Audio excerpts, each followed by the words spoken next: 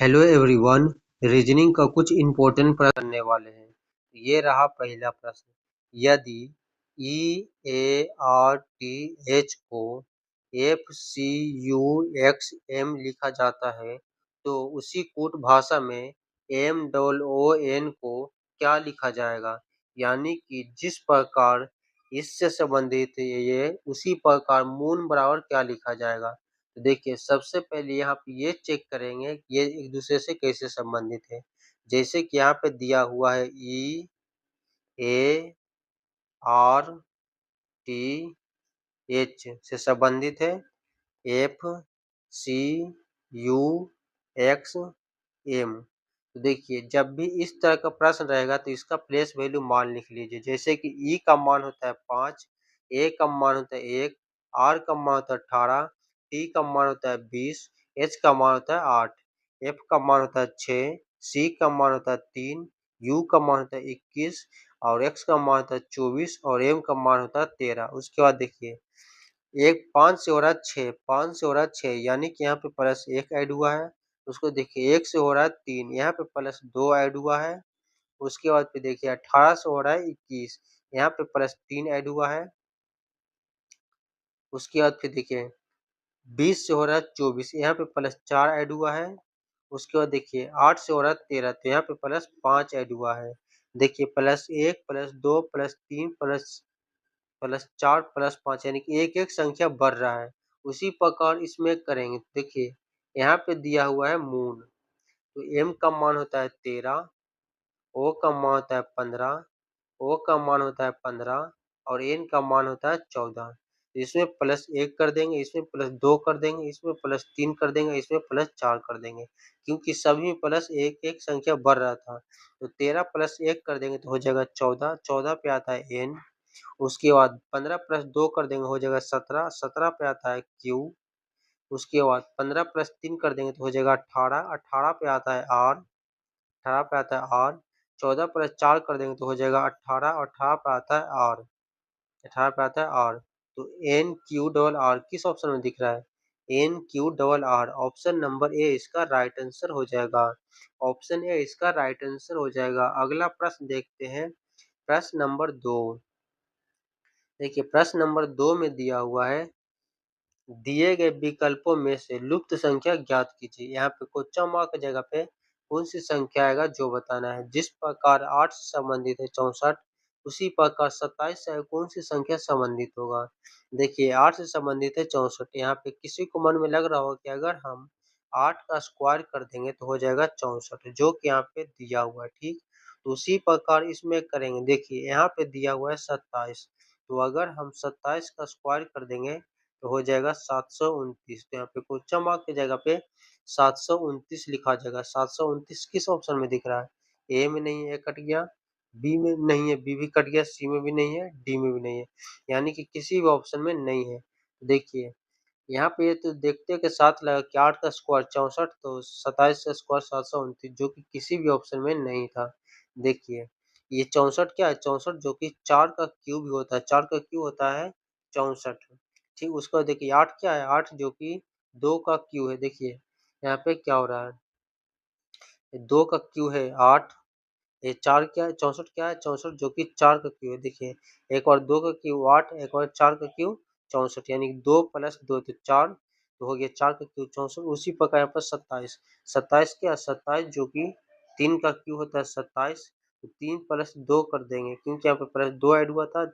2 का cube 8 plus 2 तो 4, 4 का क्यूब 64, 3 का क्यूब 27, तो 3 प्लस 2 तो हो जाएगा 5, और 5 का क्यूब कर देंगे तो हो जाएगा 125।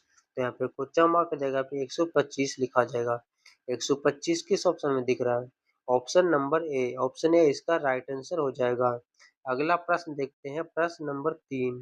देखिए प्रश्न नंबर 3 में दिया हुआ है दी गई श्रृंखला में प्रश्न ची के स्थान पर क्या आएगा, यानी कि यहाँ पे क्वेश्चन मार्क की जगह पे कौन सी संख्या आएगा जो बताना है। 3, 5, 9, 17, 33। 3, 5, 9, 17, 33 और आगे क्वेश्चन मार्क। 3 प्लस 2 कर देंगे हो जाएगा 5, 5 प्लस 2, 5 प्लस 4 कर देंगे तो हो जाएगा 9, और 9 में प्लस कितना ऐड करके 16 हो जाएगा, तो 9 में प्लस 8 ऐड कर देंगे हो जाएगा 16। 17 में कितना ऐड करके 33 हो जाएगा, तो 17 में प्लस 16 ऐड कर देंगे तो हो जाएगा 33। तो आगे कितना ऐड करें देखिए, तो प्लस 2 फिर 4 फिर 8 फिर 16 फिर आगे कितना करें तो देखिए 2 गुना 2 तो 4, 4 गुना 2 8, 8 गुना 2 16, तो 16 गुना 2 कर देंगे तो हो जाएगा कितना, 16 गुना 2 कर देंगे तो हो जाएगा 32। तो 33 प्लस 32 कर देंगे कितना हो जाएगा, 3 2 5 और 3 3 6 यानी कि 65 हो जाएगा। तो यहाँ पे क्वेश्चन मार्क की जगह पे 65 लिखा जाएगा, 65 जो कि ऑप्शन नंबर ए में दिया हुआ है। ऑप्शन ए इसका राइट आंसर हो जाएगा। अगला प्रश्न देखते हैं, प्रश्न नंबर 4। देखिए प्रश्न नंबर 4 में दिया हुआ है, प्रश्न नंबर 4 में दिया हुआ है कथन और निष्कर्ष। कथन, सभी कलम किताब है, सभी के सभी कलम क्या है, किताब है। तो कलम को हम पी से स्विच करते हैं, PEN हो गया पेन, कलम, और सभी के सभी कलम क्या है, किताब है, सभी के सभी कलम किताब, किताब को के से स्विच करते हैं। उसके बाद इसका काम खत्म हो गया। इसके देखें, कुछ किताब पेंसिल है, कुछ किताब क्या है, तो कुछ किताब पेंसिल है, तो पेंसिल, PENCIL पेंसिल हो गया, ठीक।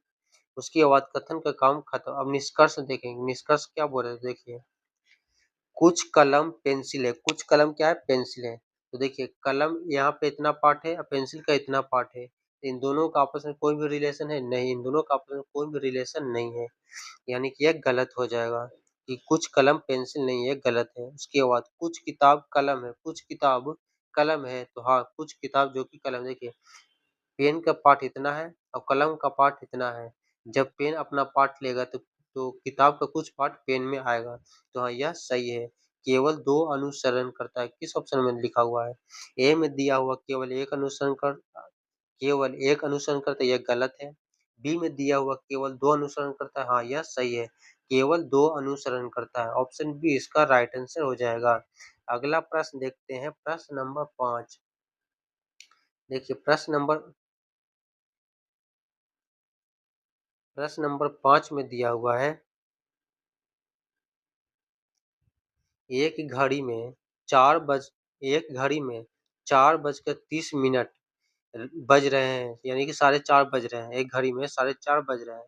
यदि मिनट की सुई पूरब पूर्व दिशा की ओर इशारा करती है तो घंटे की सुई किस दिशा की ओर होगी, यानी कि घंटे की सुई किस दिशा की ओर होगी जो बताना है। देखिए सबसे पहले एक घड़ी बना लेते हैं, ठीक। यहाँ पे हो गया एक घड़ी, एक सेकंड। देखिए सबसे पहले हम यहाँ पे एक घड़ी बना लेते हैं, ये हो गया एक घड़ी। उसके बाद देखिए यहाँ पे हो गया 12, यहाँ पे कलर चेंज कर लेते हैं। देखिए यहाँ पे हो गया 12,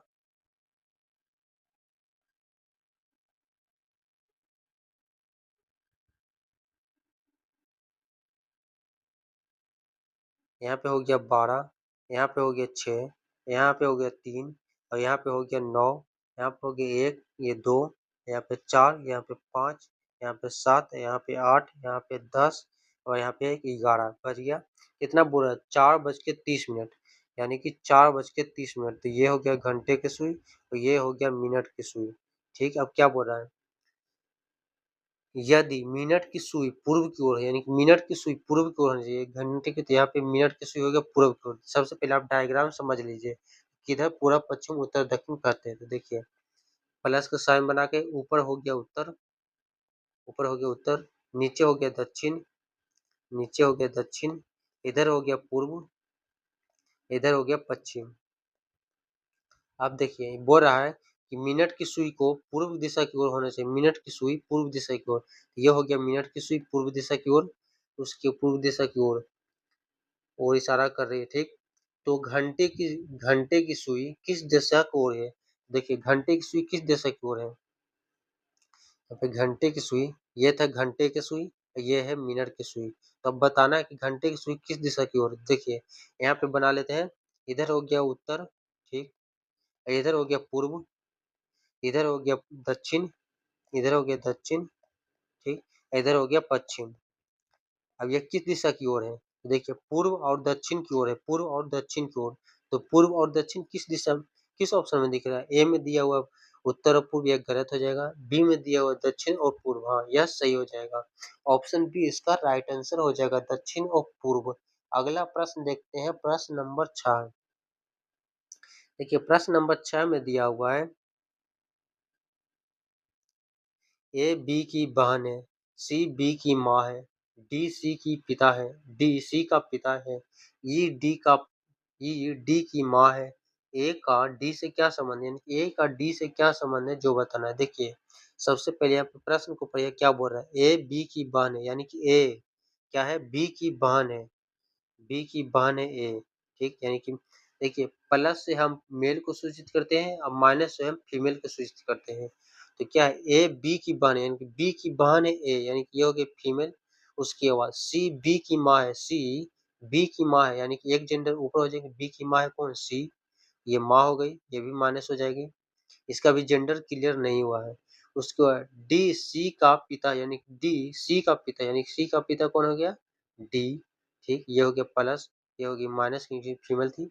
उसके बाद ई डी की माँ है, यानी ई डी की माँ है, डी की माँ, यानी डी की मान कौन है, ई, ये होगी माइनस। उसके बाद ए का डी से क्या संबंध है, ए का डी से क्या संबंध है, लेकिन इन दोनों का आपस में क्या रिलेशन है जो बताना है। तो देखिए यहाँ पे ए के पिताजी कौन, ए की माताजी कौन है, सी, ठीक, ये सी होगी माताजी। और इसके पिताजी कौन है, तो डी, यानी कि इसके मम्मी के पापा इसके क्या लग जाएंगे, तो नाना लग जाएंगे। यहाँ पे बोल रहा है नाना लग जाएंगे, नाना। यहाँ पे बोल रहा है कि ए का डी से क्या संबंध है, ए का डी से क्या संबंध है, तो नाना का संबंध है, नाना या नतनी, तो नाना नहीं दिया हुआ है तो नातनी हो जाएगा, नतनी। ऑप्शन सी इसका राइट आंसर हो जाएगा, नातिनी। ऑप्शन सी इसका राइट आंसर हो जाएगा। अगला प्रश्न देखते हैं, प्रश्न नंबर 7। देखिए प्रश्न नंबर 7 में दिया हुआ है, 40 छात्रों की एक कक्षा में समीर का स्थान ऊपर से बढ़वा है, नीचे से उसका स्थान क्या है, यानी कि एक कक्षा में टोटल कितने छात्र हैं, 40 छात्र हैं, ठीक। और ऊपर से समीर का स्थान कितना है, ऊपर से समीर का स्थान है, समीर समीर का स्थान है बढ़वा, तो नीचे से उसका स्थान क्या है। तो देखिए 40 में से 40 माइनस 12 कर दीजिएगा तो कितना हो जाएगा, 40 माइनस 12 कर दीजिएगा तो हो जाएगा 2 28 हो जाएगा, यानी कि नीचे से ऊपर से ये 12वां स्थान पे है, नीचे कितने व्यक्ति बच गए, तो 28 व्यक्ति बच गए। अब इसका स्थान पूछ रहा है कि कितने नंबर पे, तो देखिए यहाँ तक तो टोटल, यहाँ तक रुक जाइए थोड़ा सा, यहाँ तक टोटल कितने व्यक्ति है, 28 व्यक्ति है। इसका स्थान यहाँ पे है समीर का, तो ये पूछ रहा है कि नीचे से इसका स्थान कितना समीर का, तो नीचे 28 हो गया और एक ये 29, 28 नीचे और एक 29, यानी कि नीचे से इसका समीर का स्थान कितना है, 29वां स्थान है। तो 29वां किस ऑप्शन में दिख रहा है, option number B, option B इसका राइट आंसर हो जाएगा। अगला प्रश्न देखते हैं, प्रश्न नंबर 8। देखिए प्रश्न नंबर 8 में दिया हुआ है, निम्नलिखित चार में से तीन किसी न निम्नलिखित चार में से तीन किसी न किसी प्रकार से सॉरी निम्नलिखित चार में से तीन किसी न किसी प्रकार समान है और एक समूह बनाते हैं, ठीक। वह कौन सा है जो इस समूह में नहीं आता है। यहाँ पे देखिए चार ऑप्शन दिए गए हैं, इनमें से चार में से तीन का एक ग्रुप बनेगा और एक अलग होगा, उसी को बताना है कि अलग कौन है, ऑड, ऑन, ऑड, ठीक। तो देखिए यहाँ पे आप देखिएगा 121 क्या, 121 जो कि 11 का स्क्वायर होता है 121। ये 169 क्या है, 169 जो कि 13 का स्क्वायर होता है 169। 225 क्या है, 225 जो कि 15 का स्क्वायर होता है 225। 289 क्या है, 289 जो कि 17 का स्क्वायर होता है 289। देखिए इन सभी के सभी क्या, सभी के सभी स्क्वायर है। देखिए इसमें अलग कौन है, देखिए 11, 13, 17, 11, 13, 17 या 15, 11, 13, 17 ये कैसी संख्या है, तो यह 11, 13, 17 ये सभी के सभी जो कि एक अभाज्य संख्या है। 15 जो कि अभाज्य संख्या नहीं है, यह भाज्य संख्या है, ठीक। 11, 13, 17 तीनों की तीनों अभाज्य संख्या है, लेकिन 15 अभाज्य संख्या है, तो 15 जो कि अलग हो गया। इसका सही आंसर हो जाएगा option number C. Option C इसका राइट आंसर हो जाएगा 225। अगला प्रश्न देखते हैं, प्रश्न नंबर 9। देखिए प्रश्न नंबर 9 में दिया हुआ करंट कैलेंडर से रिलेटेड यह प्रश्न है। 1 जनवरी यदि 1 जनवरी 2024 को सोमवार था, तो 31 दिसंबर 2024 को कौन सा दिन होगा? देखिए 1 जनवरी 2024 को सोमवार था क्या? 1 जनवरी 2024 को कौन सा दिन था? तो सोमवार था, सोमवार, ठीक। तो हमको बताना है 31 दिसंबर दिसंबर 2024 को कौन सा दिन होगा जो बताना है। तो देखिए 2024 कैसा वर्ष है? 2024 जो कि लीप वर्ष है। तो लीप वर्ष में टोटल कितने दिन होते हैं? तो लीप वर्ष में टोटल 366 दिन होते हैं। और समान वर्ष में कितने दिन होते हैं? तो समान वर्ष में टोटल 365 दिन होते हैं। तो देखिए समान वर्ष में जो जो 1 तारीख को, जैसे कि 1 जनवरी को सोमवार है, तो समान वर्ष रहता तो उसमें भी सोमवार ही होता है। जो शुरू में समान वर्ष में जो शुरू का जो दिन है वही लास्ट दिन भी होता है, और लीप वर्ष में जो शुरू का दिन है उसमें +1 ऐड होता है। तो देखिए इसमें शुरू का दिन कितना है? सॉरी 1 जनवरी को कौन सा दिन है? 1 जनवरी को, जो कि 1 जनवरी को कौन सा दिन है? सोमवार है। यह कैसा वर्ष है? तो यह लीप वर्ष है, तो इसमें +1 ऐड हो जाएगा। तो सोमवार +1 ऐड कर देंगे तो हो जाएगा मंगलवार। मंगलवार हो जाएगा। इसका सही आंसर हो जाएगा मंगलवार। 31 दिसंबर 2024 को कौन सा दिन होगा? मंगलवार। मंगलवार, जो कि ऑप्शन नंबर बी में दिया हुआ है। ऑप्शन बी इसका राइट आंसर हो जाएगा। अगला प्रश्न देखते हैं, प्रश्न नंबर 10। अगर यह समान वर्ष होता तो समान वर्ष में जो शुरू का दिन होता है वही आखिरी का दिन होता है, और जो लीप वर्ष रहता है, जो लीप वर्ष रहेगा, तो जो शुरू का दिन रहेगा वह आखिरी में +1 ऐड हो जाएगा, जो कि ये कैसे वर्ष है? तो यह लीप वर्ष है। लीप वर्ष में टोटल 366 दिन होते हैं, और समान वर्ष में टोटल 365 दिन होते हैं। यह आप याद ही रखिएगा। अगला प्रश्न देखते हैं, प्रश्न नंबर 10। देखिए प्रश्न नंबर 10 में दिया हुआ है, निम्नलिखित शब्दों को एक तर्कसंगत और अर्थपूर्ण क्रम में व्यवस्थित कीजिए। बीज, फल, पौधे, फूल, पेड़। तो सबसे पहले क्या लगेगा? सबसे पहले बीज लगेगा, तो 1 नंबर हो जाएगा। उसके बाद फल होगा, पौधा होगा, फूल होगा या पेड़ होगा। देखिए सबसे पहले तो बीज रोपाएगा, जब बीज हो जाएगा उसके बाद फिर क्या बनेगा? तो उसके बाद फिर पौधा बनेगा, यानी कि 3 नंबर होगा। 1 के बाद 3, एक यहाँ पे ऑप्शन से भी मिलाते चलेंगे। एक इसमें दिया ये हो सकता है, ये भी हो सकता है, इसमें नहीं दिया कट जाएगा, ये भी हो सकता है। उसके बाद 3, तो 1 3 ये हो सकता है, 1 5 दिया हो तो बी भी कट जाएगा, ये भी हो सकता है 1 3। उसके बाद एक सबसे पहले बीज लग जाएगा, उसके बाद फिर पौधा बनेगा, उसके बाद फिर ये पेड़ बन जाएगा। पौधा थोड़ा-सा बड़ा होने के बाद क्या बन जाएगा? पेड़ बन जाएगा, यानी कि 5 नंबर। उसके बाद फिर जब ये पेड़ बन जाएगा उसके बाद फिर ये फूल देगा, यानी कि 4 नंबर। अब फूल देने के बाद या फिर फल देगा, यह 2 नंबर। तो 13 54 2 किस ऑप्शन में दिख रहा है? 13 452 ये नहीं होगा। 13 54 2 option number A. Option A इसका राइट आंसर हो जाएगा। आपके लिए होमवर्क है, बताइएगा कि 3 का संबंध है 26 से, तो पच तो 2 का संबंध किससे होगा? ऑप्शन ए में दिया हुआ है 8, ऑप्शन बी में दिया हुआ है 7, ऑप्शन सी में दिया हुआ है 9 और ऑप्शन डी में दिया हुआ है 10। इसका सही आंसर क्या होगा तो आप कमेंट करके ज़रूर बताइएगा। ये क्लास आपको कैसा लगा जो भी कमेंट करके ज़रूर बताइएगा। अगर आपको अच्छा लगा तो वीडियो को लाइक करिएगा, अपने दोस्तों के पास भी शेयर करिएगा, और चैनल पर पहली बार आए तो चैनल को सब्सक्राइब ज़रूर कर लीजिएगा। मिलते हैं हम आपको अगले क्लास में। तब तक के लिए धन्यवाद।